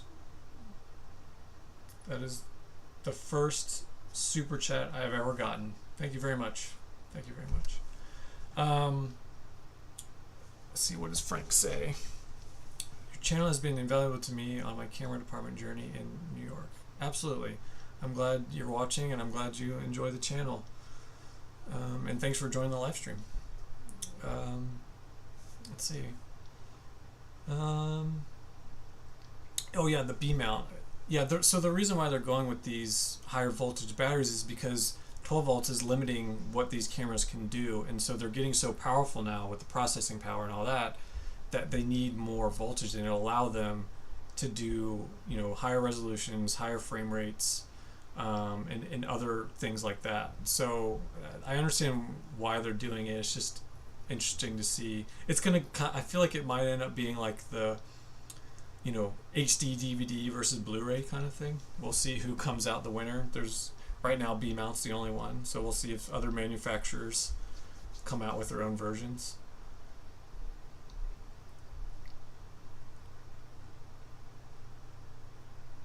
Yeah, so Aaron says about Wesley in film school, it's a short, and yeah, in the grand scheme of things, it's a short time. Yeah, really work finishing it up and forming strong bonds with other students. Yeah, 100% agree. And I have really close friends that are out here in LA, that I'm really good friends with from college. One of them, she's a writer, and she just wrote on the new Sandman Netflix show. She wrote on an Apple TV show. And she's got some other stuff going on, and so like it's Foundation on Apple TV Plus. So like, and she's one of my closest friends, and so it's like, those are the kind of bonds that you're gonna form, and so just think of it that way.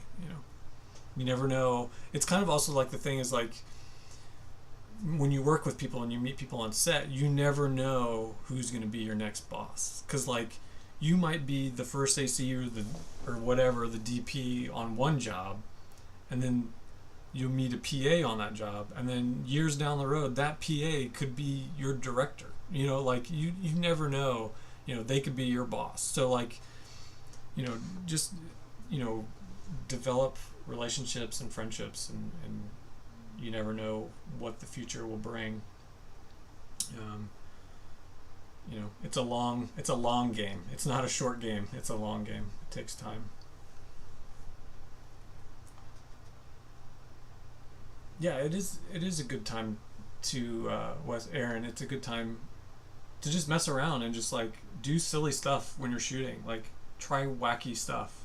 She'd be like, let's just try this and see if it works. Like, let's throw the camera in the air and see what it does, and like we'll catch it and like see what kind of cool shot we can get. Like just do crazy, stupid stuff without breaking the stuff. But just have fun and try stuff. Because once you get out of film school, you're not gonna have the free time. You're not gonna have the access to like gear or locations and things, and you're not gonna have the freedom to be that creatively free. There are some, times when you will get to have that freedom, but, it won't be as free as when you're in film school. Because everyone's always trying to do new things, but you might have a little bit of limit on that when you're out in the professional world. So, just like have fun. Just do it and have fun.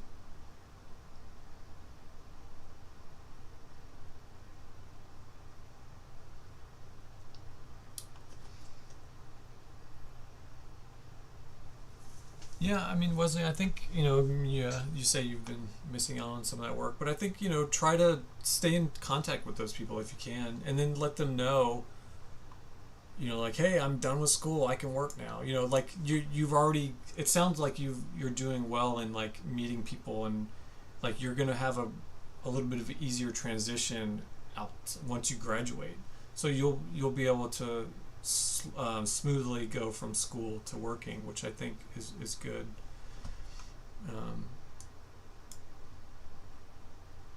Yeah, I don't know.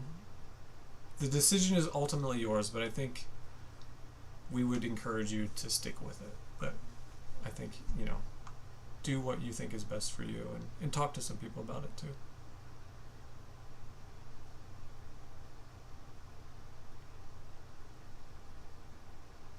Yeah, Aaron's right. I think so too. Let's see, Blue Cookie. What's your thoughts on people from different film schools? There are always some school with good or bad reputations, and some people who refuse to work with crew from certain schools.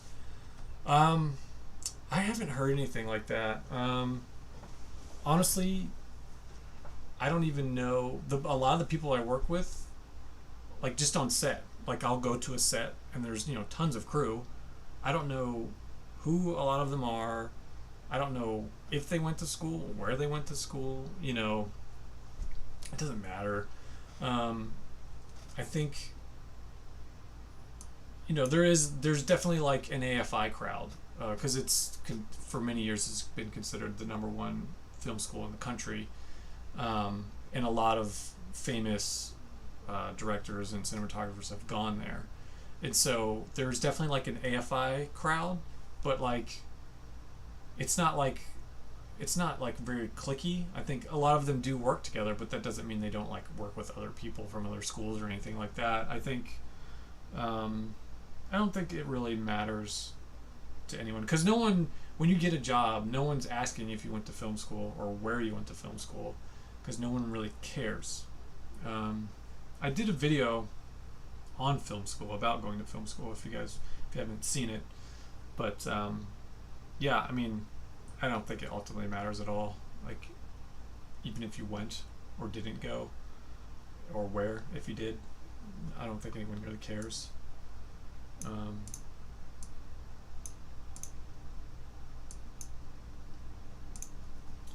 Let's see, how long have we been going?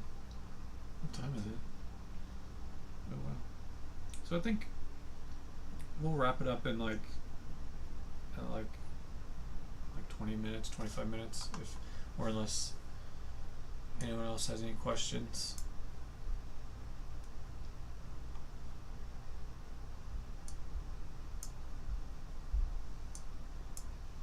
If I have a question for you guys, is Twitter a good way to like post announcements for you all, or for you all to tweet at me? Do you all want to do that? Are you interested? I have a Twitter. I don't use it very often, but if it's something that can help you guys engage with me and me engage with you, it's something that I'll be proactive about. Let me know if that's something you guys are interested in. There is the Instagram as well. I'm on that more than the Twitter. So let me know. I was also thinking of doing a what is it? Oh my god, I'm blanking. I can't remember. Anyway, let's see. Aaron, how do you feel the best tips are for handling the long days?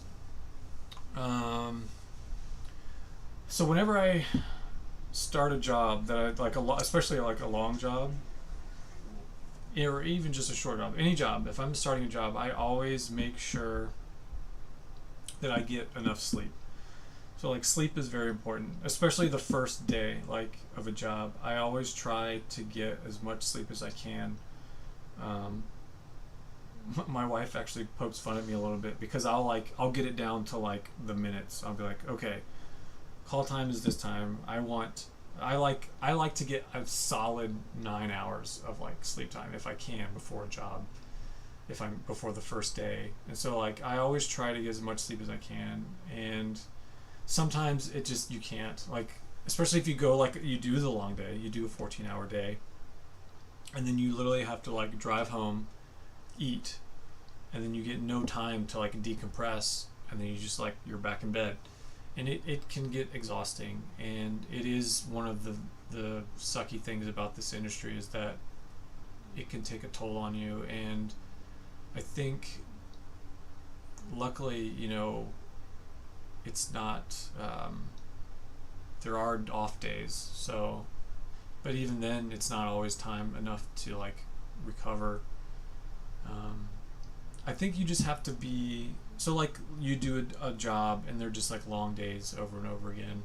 I think what you should do is like, if you can, give yourself a buffer before you take your next job. Like get some recovery time to just like relax, catch up on real life, catch back up on your sleep. You know, sometimes, you know, you get burnt out, and I'll just be like, okay, I'm not taking any more jobs for like a week, you know, and you just kind of have to do it. You have to like take those mental health days and like kind of, you know, treat yourself right. You can't burn the candle at both ends. You can get burnt out really quick, especially in this industry. I really hope that we, in the next contract negotiations in the future, we can like be more aggressive about getting the days shorter. I know a lot of us in the camera union are very upset that we didn't get shorter days, or like at least higher penalties for them doing longer days. So I think it's something that's definitely on the priority list for the crew for the next contract negotiations, but we'll see. I don't know. Wesley says Instagram is better. Yes, that's what I was going to say. Discord, Wesley. I was thinking of doing a Discord. Or I could do a Reddit. I am on Reddit a lot. I could do a Discord or a Reddit. Yeah. I've been thinking about doing a Discord for a while, so I think maybe I'll try that out and see if people like that. How often am I waiting for call sheets early in the morning, waiting to go to sleep? Often. Yeah, sometimes they're just not organized. So if I'm waiting for a call sheet, what I'll do is, if I haven't gotten one by like 5 or 6, I will text or email the production, like the coordinator or whoever, and I'll ask, hey, I know you don't have a call time yet, but what is the estimated call time and where's the location? So that way I can kind of get an idea of how long it's going to take me to get there in the morning, and a rough estimate of what the call time might be, so that if I really do have to go to sleep, I can maybe like go to sleep. And then usually when I'm sleeping, I generally will, and sometime in the night, will have to get up and go to the bathroom. And so what I can do is then, when I go to the bathroom, check my phone for the call sheet then, and then I can update my alarm to whatever the call time is. So that's kind of what I do sometimes. It happens a lot on low budget stuff. It doesn't happen as much on commercials that I work on too. But it does happen because things change last minute all the time. So you never know.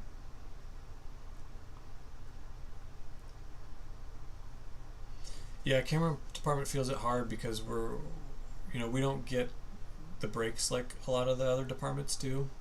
They do the job and then they sit around and just wait. There's the old, the saying of hurry up and wait. So like camera is like mostly hurrying up. We're not doing much of the waiting. But other departments get to wait. So like, if they're lighting, they hurry up, they light it, and then while we're shooting, they get to like take a break. Or, once the talent has gone through makeup, the makeup department doesn't have to really work that much anymore. They're on set doing touch-ups, but they're kind of laid back. Work break ratio for ACs. How long is normal to have a break after a job? For me, I'll generally work few days a week. Actually, last week I worked 6 days straight because I had one job that was Monday to Friday, and then I did the 48-hour film festival last weekend, so I shot a little 48-hour film on Saturday, so I worked 6 days straight. So, and then I didn't work again until a few days later. So like usually for me, I'll usually have like at least a few days in between, unless it's really busy. So if it's really busy, sometimes I can go from like job to job to job to job to job, with like no time in between, or like a day or two in between. I think the longest I'd ever gone working straight, this was years ago, I went a straight 30 days working, because I would have a job and they just all lined up perfectly, right, one after the other. So I would do one job for a few days, do another job for like a week, do another job for a few days, do another job, another job, another job. So like that's the longest I've gone straight working, and it like sucks. I made a lot of money, but I was really, really exhausted. And then I took a break. I don't remember how long of a break I took, but I took a break. But yeah, for me in general, I'll work. If it's busy, I'll work a couple times a week. I'll do like 2 jobs a week. But then when it gets slow, it can be like 2 weeks, 3 weeks. I think in July, I worked like only a few days. Was it June or July? It was really slow. I didn't work for like almost a month. So, it just kind of depends on how busy it is.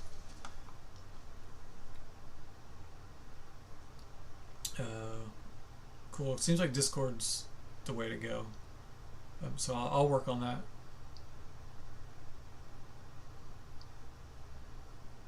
Oh yeah, so Frank, I did answer this to no one. There was nobody in the live stream earlier, but I'll go over it again. So, so the future of the channel is, I do have some scripts and videos that I have written that I'm going to do. My life is kind of crazy right now because my wife is about to have a baby. We're trying to look for a house, and then also I've been working on my commercial reel, so I've been shooting a lot of specs, and then also trying to work, and then so that's kind of what's been going on. So that's why I haven't posted a video in a while. But our baby is actually due really soon, so I'm going to be taking some time off for that. So in that time off, I plan on shooting some more videos. But then on the grander scheme of the channel, I want to do a full in-depth first AC and second AC training video series. And I also have been talking to Connor O'Brien, who's a camera operator, gimbal operator, and Steadicam operator, who I did an interview with, if you haven't seen that one. He wants to do together a full-on Ronin 2 video series, like in-depth Ronin series. That would encompass everything from setting up the gimbal to balancing it with the camera build, and then to fine-tuning the settings, and then also do like a really in-depth troubleshooting video for that series. And then I think maybe we'll even do like an operating series with it, because there's different modes you can do with single operator mode, or you can do dual operator mode. And then there's like I forget the name of the controller, where it's like motion and you can just move it and it mimics. It might be called Mimic, I can't remember. Anyway, but we're gonna do like a really in-depth video series with that. as well. So those are like the two big grand things that hopefully that I will get started before the end of the year, because I will actually need a budget for them, because we'll have to get crews and things. So I do plan on doing a Kickstarter pretty soon where I can raise some money to help pay for, camera crews, and then like crews to come out to like dolly grip, get Connor to come out to do the gimbal thing in the AC video, apart from the Ronin stuff, and then like Steadicam stuff as well for the AC series.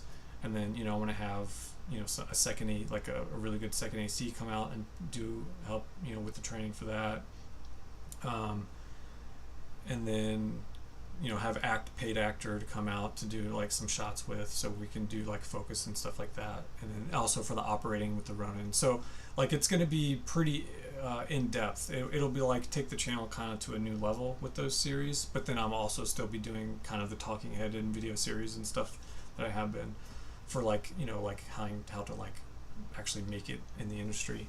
So that's kind of, to answer your question, Frank, that's kind of the future of the channel at this point. Thanks for watching, Wesley. Have a good night. Oh, thanks, Aaron. Yeah, we're very excited about the baby. Let's see, Bookie. I'm not sure if you already have a video on this, but one on lens testing, like focus charting and things like that. Yeah, so that's something the AC video series will cover. It'll cover prepping. So like I want to do an in-depth prep video, so that it'll cover things like that, like taping out the lenses, maybe even doing lens distortion charts. So a lot of times what we have to do, even for commercials, if they're going to be doing any kind of VFX, the VFX house will contact me and say, hey, we need to do lens distortion grids with all the lenses. And so what we'll do is while I'm at the prep is I'll have this special distortion chart. It's basically a bunch of like black and white squares in a big grid. And what you do is you put the camera in front of that, and they use that distortion that it does on that chart for when they're doing their VFX. And you do it for each lens. And so I want to cover stuff like that as well in that AC training video. It'll cover prepping. It'll cover prepping to shooting in different scenarios with dollies and whatever, handheld. And I think I would like to do a film one, like with like 35 or 16 mil. So yeah, so stuff kind of like that.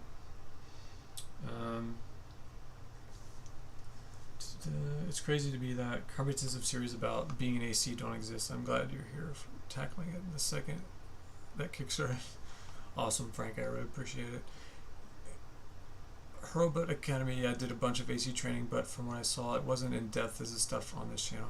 Yeah, what's his name? Robot, the ASC DP, he has his channel, which I think they changed it to the Filmmaker Academy. I think that's the name of his channel now, so check that out. But I have not watched any of his videos. Shane Hobart is his name. I've actually met him. I tried to work for him, but it didn't work out. He's a cool guy. So yeah, check his channel out. But I think from what I'm hearing just around is that, like you guys are saying, there's really nothing that's like super in depth, and that's kind of what I want to do with this channel and with those two series coming up. So yeah. There's only so much you can learn in film school. Yeah, I think yeah, I'm just excited to do the in-depth stuff. I know it was frustrating for me being in school and not really learning what I wanted to learn. But I think that just kind of comes with a lot of stuff. Unless you're like a doctor or a lawyer, you're not going to learn everything you're going to need to know. You just have to learn by getting that actual experience. So, let's see. Yeah, Derek Edwards did some. Aaron says. There was a blog back in the day called the Black and Blue. Yeah. I used to read that blog when I was in school. I remember that. It had some good articles in it too. Yeah.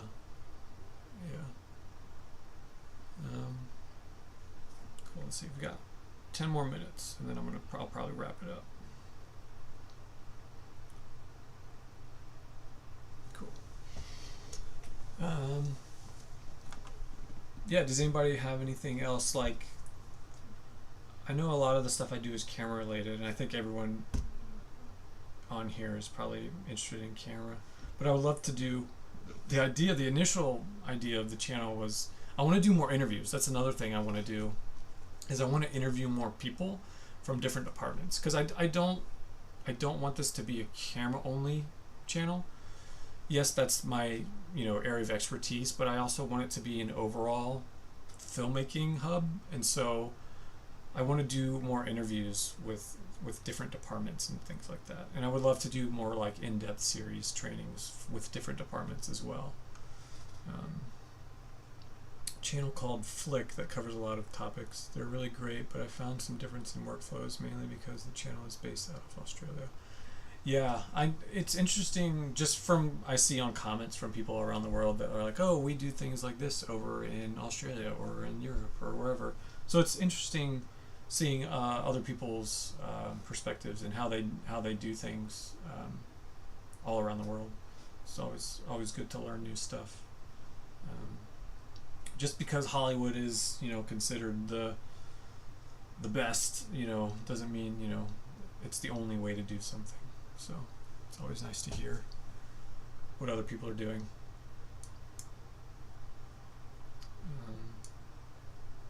Let's see.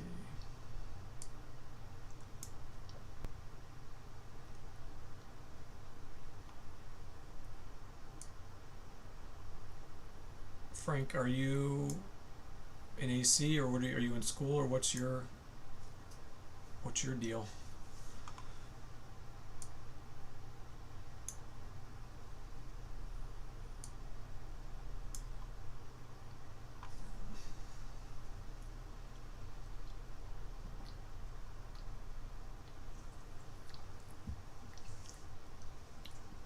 Yes, Aaron. That's kind of what the original plan was with the channel, was to interview like literally like every position.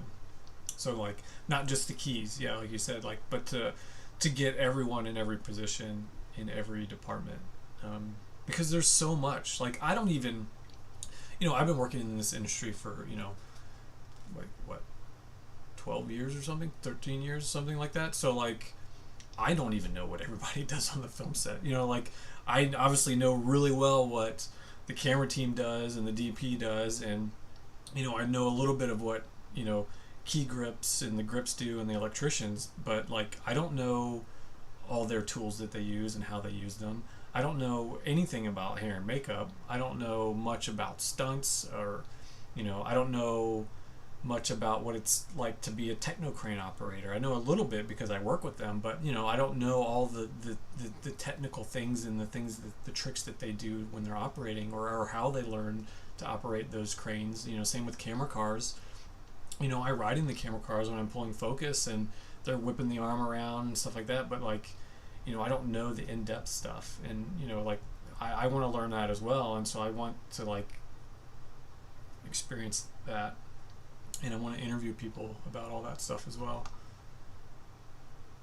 Yeah, sound, absolutely sound. Like I have one of my good friends. She's a sound mixer and a boom op, and she actually did sound on Everything Everywhere All at Once. So it's like I would love to hear more about sound, because sound is such a very important part of this industry. Like obviously the industry, but like making movies and making stuff. But like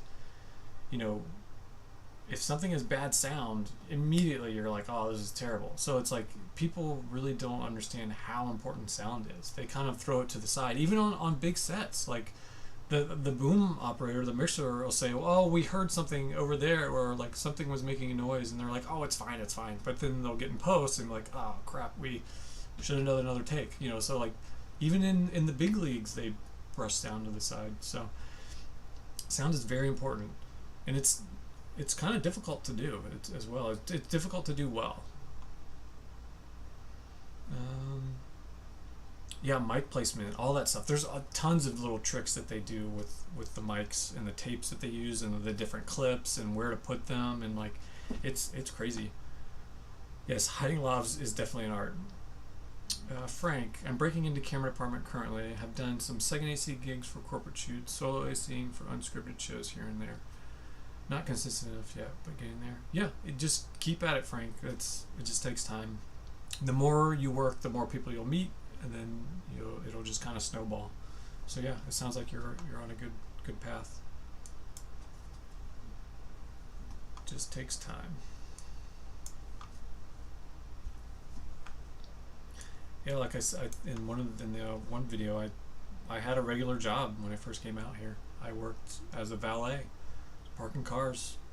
So you got to do what you got to do. So, and then eventually, I think like within a year, I started getting enough that I kept calling into the valet saying I couldn't work, that they just stopped calling me. And then eventually, I don't think they ever officially like fired me or let me go. They just like sent me like the money back for depositing on the uniform I had to wear. They were like, all right, here's your money back for your uniform deposit. And then that was it. So it's like, just kind of how it goes.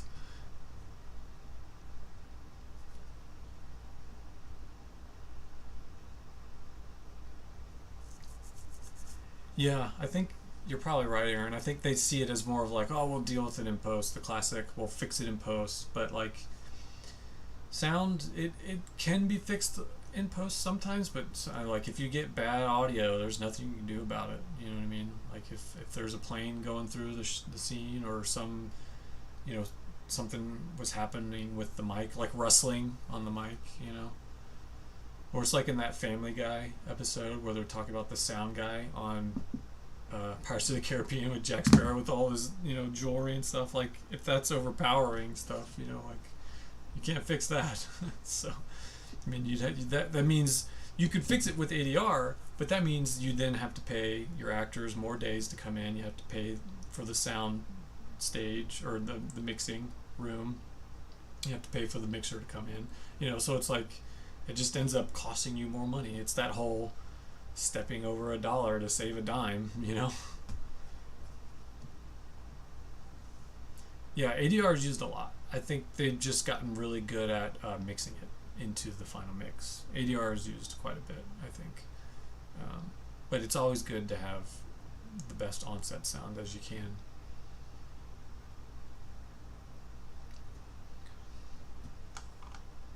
Yeah, especially if you're doing like low budget, like even like just doing like short films or like spec commercials or whatever, like your own personal projects. Like I can't fix that stuff, so like we have to try to get it as good as we can.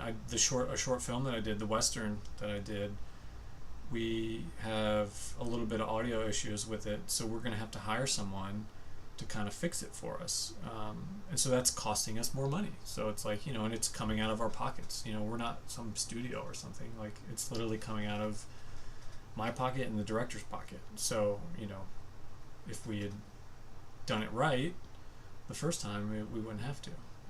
But it's just kind of how it goes sometimes.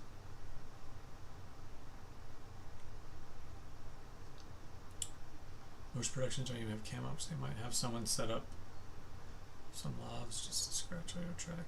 Yeah.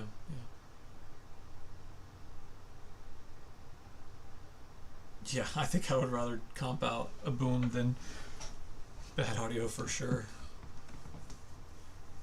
When it comes to fixing audio, I know nothing. I can just use the little tools that are in like Adobe and Premiere, just like the hum remover or the noise or whatever. That's the limit of my sound capabilities.